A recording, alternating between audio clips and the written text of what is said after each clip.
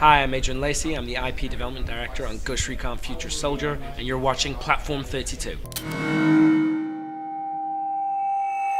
Tom Clancy's Ghost Recon Future Soldier has been in development for what seems like ages, and Ubisoft have recently announced that its March release date has been cancelled and the game will now be due out on consoles in May.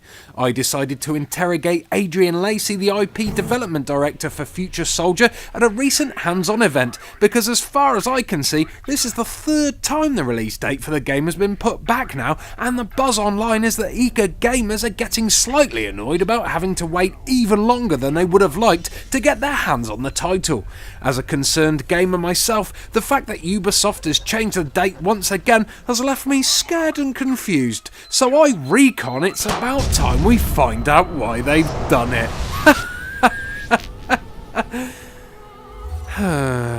Here's Adrian. This is probably one of the most important franchises for the team, for the studio, for Ubisoft as a whole. Ghost Recon is, it's 11 years old or 10 and a half years old now, and it's very important for us to make sure that the quality is there. The original GRAW set the standard for high definition gaming. So for this one, we're at a different point in the cycle, and it's very important that every feature is tight and that a player experience is perfect. One of the big things that we know is that, look, shooters are important to people. Our fans they're going to watch this game very, very closely, and we think for the sake of a couple months or a few months, it's important that it's done right. We'd rather make a game that feels right, that's tight, than try and do something quickly. Fortunately, we got the opportunity to extend that period of time in development, which will give us the opportunity to give a better experience in the end. So, no, as developers, it's something we always want. We don't always get. This time we got it, and we think it's going to be worth it for the player. So, in short, Future Soldier wasn't meeting the standards Ubisoft wanted, but they've managed to wangle an extra few months to polish the game. I think that's fair enough, really. Yes, it sucks waiting even longer for a game we've been craving for ages, but when it means we'll have a much better game to play in the long run, I'm sure the sacrifice will be worth it. As I said before, I had a hands-on with the campaign mode in its current state, and throughout this feature you'll see in-game footage taken from the levels I played, like this footage here.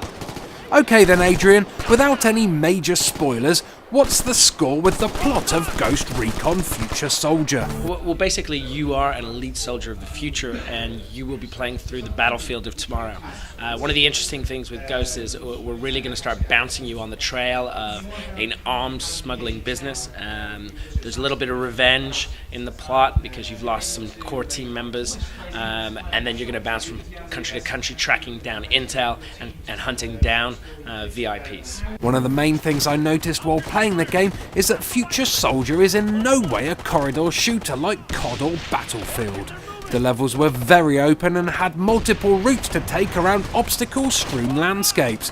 What are the advantages for this type of level design in the game? I think one of the big difference in the approach we had, because right from the beginning we wanted to do a game that was 4-player co-op. As a result, when you're doing 4-player co-op, obviously you need to expand out the maps a little bit, so you and the people you're playing with have that space to act like an elite soldier. It adds a bit more depth to the way you play, and it allows you to do different things and use your special tools, such as your drone, to gather intel on the battlefield. So it just largens it out a bit, so you've got more space to think about what you're doing. We're really, with Ghost Recon Future Soldier, trying to make a smarter shooter. We want you to feel that Special Forces experience, and I think those open maps will react to that situation better. I felt that Ghost Recon Future Soldier was a lot more movie-like than previous incarnations of the series, with seamless integration between gameplay and cutscene cinematics being an example of a change in style. How else have you guys been keeping the action fast-paced and flowing while still retaining that old-school Ghost Recon feel? I think what we've definitely done, we've taken a look at the whole Ghost Recon franchise, and we've really tried to zone in on the experience that we can give to the player. Typically, we've added civilians, for example. This means when you're going cover to cover and you're popping up, you're aiming and looking where you're shooting, and you're thinking about what you're doing. So it adds a different rhythm. There's obviously that classic Recon where you come, you approach, you set up, and you trigger the fight when you want to trigger the fight. But when it kicks off and when there's bullets flying across your head, you have to deal with that situation. So what happens is when you hit a cover, you bounce to a different cover swap, you pop up, boom, boom, you ping two enemies, and then you move on again. And we think that sort of vibe and that sort of flow is something that's very unique to Ghost Recon. It's also in terms of being an OTS. You feel that intensity of a firefight as you're taking bullets against your cover or as people are shooting at you. And I think that's kind of a special thing that we're providing to the player today. What kind of changes to the gameplay will be made in terms of squad mechanics? Will they differ to that of previous Ghost Recon games? Yeah, there's definitely less like go to that point or go over there. I think in the original Gruul that was something that you basically said, hey, go find that cover over there. I think what we learned and something that we pull back on and we realized very quickly is we're elite special forces. They know where to go, and I think the intelligence of the AI now will allow you to feel less like, okay, you guys should run over to the left and stay there. And I think that's important, that important switch, because that changes the whole experience for the player. He feels more empowered. You feel a bit more special, and you can run around, and you know someone's got your back. So there's in terms of characterization of your squad and your boys, you feel more affinity to them. Nothing hurts more than having a single-player campaign ruined by the lousy AI of your squad, and the original Halo proved without a doubt that intelligent enemies make for an infinitely better shooter experience. The combat in Future Soldier felt great, and not once did one of my squad members stand in front of me while I was trying to take a shot, which was nice because that always pisses me off. What have been the most important decisions made regarding AI, and how do these decisions enhance the gameplay? We've tried to really challenge ourselves in terms of AI. I think the AI is a big part of what we're doing today. Today the AI reacts to the situation. It doesn't act to just the player specific or player centric. It reacts and thinks intelligently how they're going to get you. So your enemies, for example, they will look and find cover. They will try and hunt you down as much as you're trying to hunt them down. And that's an interesting dynamic to give to the player. Also your squad AI, we don't want any of the babysitting stuff. It's something that we really tried to take out. We tried to make it much more intuitive for the player. So for example, your teams, these guys are elite. They know how to find cover. They're not just going to stand in the middle of the room and get shot at. They're intelligent enough to go find cover and try and take out enemy targets. You can also help them, or vice versa, they can help you by using the focus fire situation, where you basically tag an enemy and focus their attention on something, which allows you to flank around the other side. I think the tag 'em and bag 'em feature is probably one of the big innovations that we use.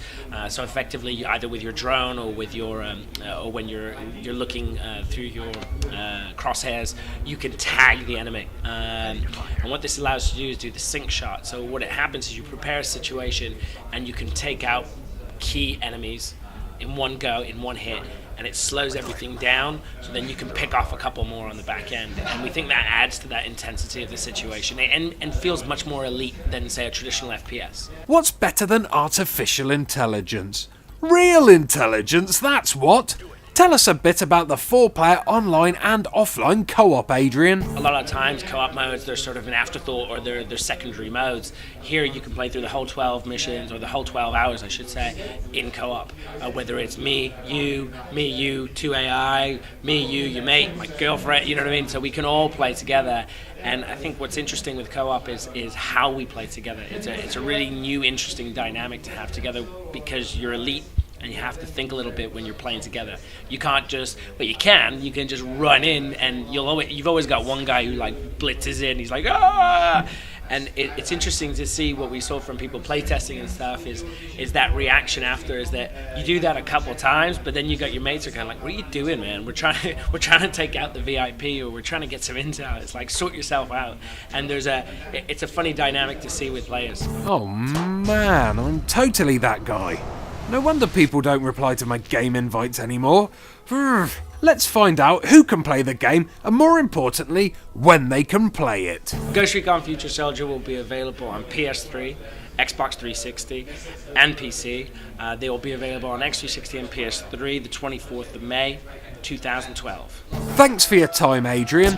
Let's hope that's the final date for the game, because although the version I played was a little rough around the edges in terms of graphical pop-ups and general gameplay glitches, I'm sure that the extra development time will enable these guys to perfect the game for all those die-hard fans out there.